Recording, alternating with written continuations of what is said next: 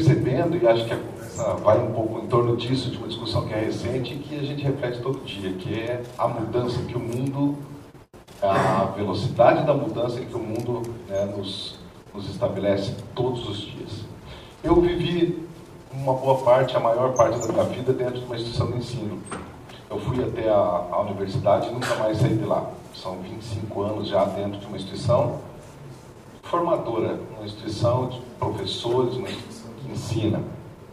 E estudei, fiz vários cursos, passei a minha vida dentro desse contexto. Tive a oportunidade também de atuar dentro de instituições de formação básica, como a educação infantil, as séries iniciais, o ensino médio, enfim, né? Quando você decide ser professor, você também decide dividir a tua vida com a vida das outras pessoas. Quando você toma uma decisão de que você vai ser professor, você, juntamente com essa decisão, você decidiu também que a tua vida não é só tua, que o comprometimento do seu trabalho envolve a vida das outras pessoas. Então você precisa estudar todo dia, você precisa estudar sempre. E quando a gente estuda sempre, a gente encontra respostas, né? E a cada resposta que a gente encontra, 3 ou 4 perguntas também fazem parte dessa conquista. Então eu me aproprio de uma resposta e acabo sendo contemplado com mais perguntas, né? E algumas duram para sempre. E uma delas, que é objeto da minha experiência aqui, que eu vou dividir com vocês a partir de agora, é uma pergunta que me acompanha durante toda a vida, que é: quem é o bom professor? O que é ser um bom professor? Qual é o papel do professor? Né? E aí você começa a analisar, mas professor para quem? Do que? Para quê? Né? Qual é o papel da escola? Então, ao longo do tempo, a gente percebeu que a escola, infelizmente, ao longo da história da nossa civilização, e especificamente no Brasil, nós nos prestamos a atender às exigências da produção do capital material. A escola faz isso. E lá no período pós-guerra, quando Getúlio Vargas ainda teve a primeira movimentação de trazer indústrias para o Brasil, então lá ficou clara a necessidade também da formação da mão de obra especializada para atender a essa nova mudança. E a escola, veja, na empresa, um diretor, um supervisor, um orientador, um encarregado e as máquinas distribuídas numa forma de linha de produção que obedeciam fatores e padrões da produção industrial. E a escola se organizou. Ela colocou as carteiras distribuídas uma ao lado da outra, formando fileiras, colocou um diretor, um supervisor, né, um orientador e um professor. E a escola buscava resultados, metas. A escola precisava atingir determinados resultados, né? Um dos principais pontos daquele período era professor no papel de quem sabe, de quem domina o conhecimento. Muito claro o papel do professor. E muito claro o papel do aluno. O aluno não sabe, o aluno não detém conhecimento. Ele está lá para aprender e o professor está lá para ensinar. O aluno tem que ser disciplinado, tem que cumprir as suas tarefas e tem que estar predisposto para aprender o tempo todo, né? Exatamente aquilo que se necessitava nas indústrias e nas empresas. E o mercado precisava de funcionários obedientes, disciplinados e que estivessem dispostos a produzir resultados, né? Na década de 60, na tomada do poder no Brasil pela ditadura militar, então o Brasil se envolveu de uma forma bastante significativa com os modelos de produção americana. E no modelo taylorista, fordista, então se estabeleceu no Brasil um grande desenvolvimento. E aí a escola se organizou de novo. A escola se organizou para produzir operários, para realizarem ações operacionais em cada uma dessas empresas. E aí o método, o como fazer, passou a ser definitivamente o papel da escola. E o professor é aquele que ensina o aluno a fazer, a cumprir, a dar esse resultado. Então, o bom professor nesse período é o que conseguia esse resultado. As escolas criaram a educação profissionalizante, talvez alguns lembrem, no ensino médio, já com 14 anos você aprendia a ser técnico em contabilidade, técnico agrícola, educação para o lar, né? Magistério e outros, né? Então, com 14 anos já se preparava esse indivíduo para abraçar e ocupar espaços no mercado de trabalho. E esse era o papel do professor. Na década de 80, com a falência do regime militar, né? Ele não se estabeleceu além da lei de 82. Então, o retorno dos intelectuais que exilados foram do nosso país nesse período, trouxeram para cá uma discussão francesa de educação. Os filósofos franceses e educadores tiveram uma influência muito grande no sistema educacional do nosso país. E aí a escola se posicionou política, crítica social dos conteúdos. Esse era o nome. Então a escola era um lugar político onde se discutiam e se criticavam e se posicionavam sobre as coisas da nossa sociedade. E vivemos uma década e pouco sem conteúdo. Basicamente, a escola focada numa questão política, né? Crítica. A partir da década de 90, a velocidade em que os meios de produção do capital avançaram foi infinitamente superior à capacidade que a escola, que a instituição de ensino, tem de acompanhar. E a escola ficou para trás. E a escola passa a correr atrás desse modelo a partir daí, né? E a partir do ano 2000, então, nós temos um outro contexto, né? Uma outra realidade. E a pergunta de novo, né? Quem é o bom professor, então? Alguns já me responderam, o professor é aquele que ensina, né? É aquele que sabe ensinar. E vejam, eu descobri que o professor não tem capacidade para ensinar. Não tem poder de ensinar.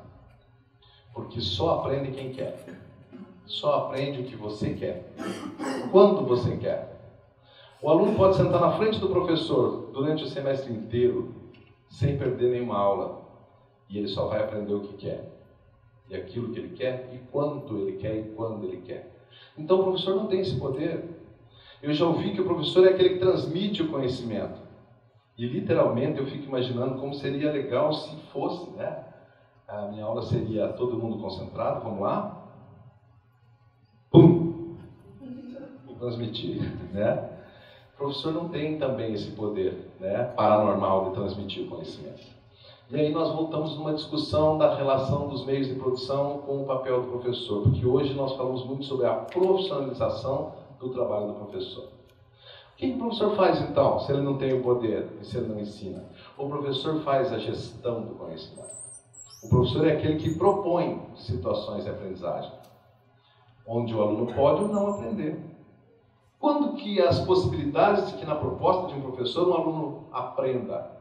Quando elas são motivadoras, quando elas têm significado para o aluno. As chances de que o aluno queira aprender naquela proposta são muito maiores. Quanto mais o professor atende às necessidades daqueles alunos quando propõe uma situação. Né? Então o nosso aluno hoje é virtual.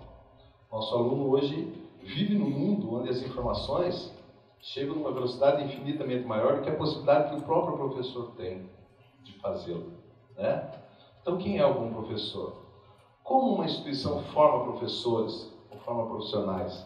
Vocês viram que o mundo tecnológico, o mundo moderno, ele fez com que a escola se transformasse, e quando eu falo da escola, eu estou falando da universidade, passou a ser o único portal por onde todos precisam passar.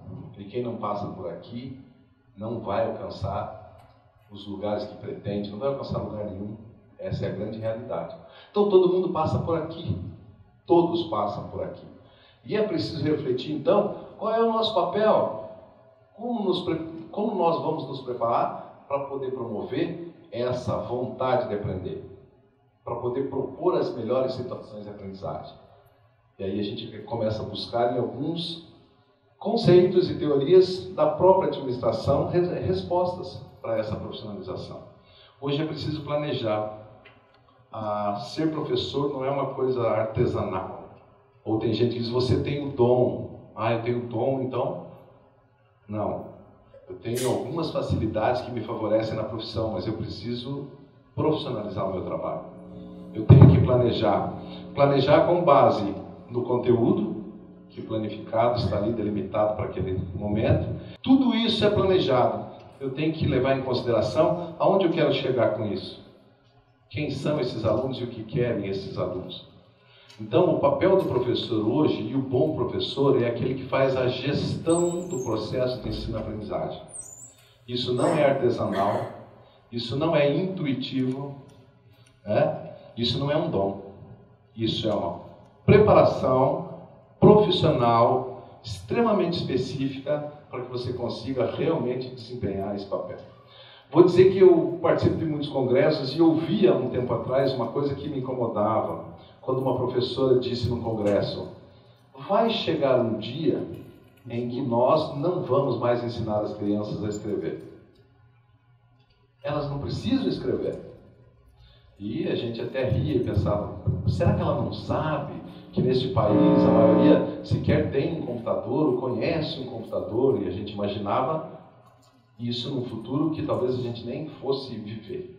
Aí eu pergunto, se passaram 10 anos, eu pergunto para vocês agora, façam um exercício comigo. Para que é preciso que eu saiba escrever? Em que momento da minha vida eu preciso de uma caneta e um papel? Pensem, se a partir de hoje o sistema educacional excluísse da formação inicial dos alunos a competência de se ensinar a escrever com uma caneta, com um papel, qual é a falta que eu vou fazer? Né? Então vejam, a velocidade daquilo que era um absurdo um tempo atrás, ela já chegou e já passou. E eu desafio, porque eu fiz essa pergunta e depois eu fui embora e não consegui parar de pensar nisso. Mas eu queria contrapor isso. Eu queria, na verdade, um argumento forte para poder voltar lá e dizer assim, eu sei como e por que precisa se aprender a escrever. Mas eu não encontrei. Então veja, esse é o mundo do qual nós formamos os nossos professores. Né? Esse é o mundo do qual nós precisamos nos capacitar para poder entrar numa sala de aula hoje, num grupo de alunos, e propor situações de aprendizagem. Né? Então, infelizmente, a formação de professores hoje, ela ainda carece muito de que isso seja um objeto de discussão muito grande. Profissionais da área da licenciatura têm a possibilidade de ter hoje na sala de aula profissionais formados nessa área, para serem professores. Em algumas áreas técnicas, no bacharel, por exemplo, o professor é contratado e ele recebe um jaleco e muitos deles dizem, pronto, agora eu sou professor. Né? Então, estudar, entender as relações humanas baseada numa palavra que é símbolo dessa discussão que eu quero que vocês pensem. Significado. O professor precisa entender o significado daquilo que faz. Né? É preciso entender qual é o significado da proposta de ensino-aprendizagem que ele trouxe.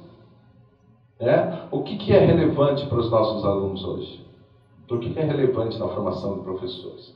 Então eu me pego com 50 anos, com quase 30 de faculdade, né? Ainda com a mesma pergunta.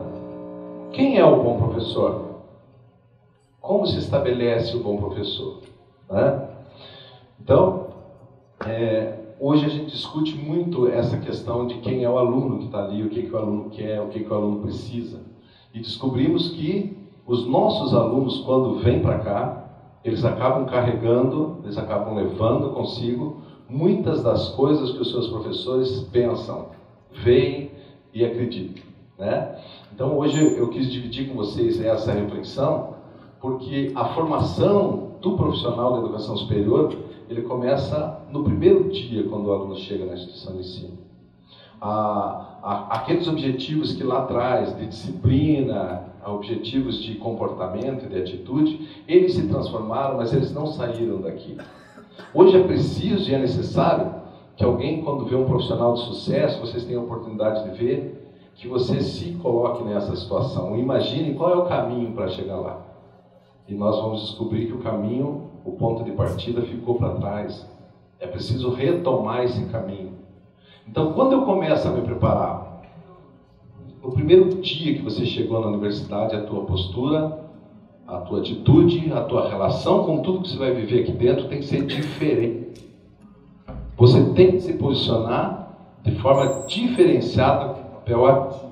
Hoje nós temos ainda o aluno que senta numa cadeira e diz, me ensine. Né? Ou diz, ninguém me ensinou. Né? O papel do professor hoje, gente, não é de ensinar nenhum de vocês. Não é o papel do professor.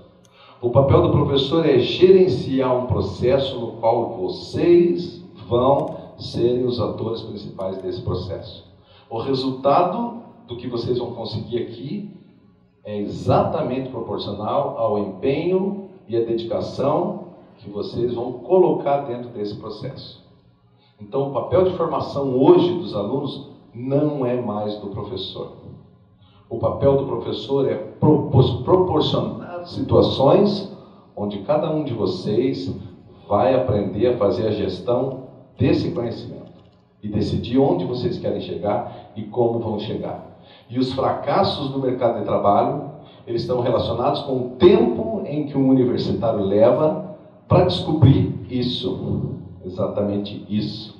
Então, momentos como esse são aqueles em que os alunos que ouvem e que se apropriam do que ouviram aqui, são nesses momentos que eles começam a colocar a sua carreira numa outra velocidade, né? Então é importante que todo mundo entenda que o papel do professor hoje, ele não está mais no centro, ele está no apoio, e que a figura principal de uma universidade são os seus alunos, né? Então quero dedicar esse bate-papo aqui aos alunos que aqui estão e que dividiram comigo esse tempinho, e agradecer pela atenção, parabenizar todos os colegas que aqui ainda vão falar. Obrigado.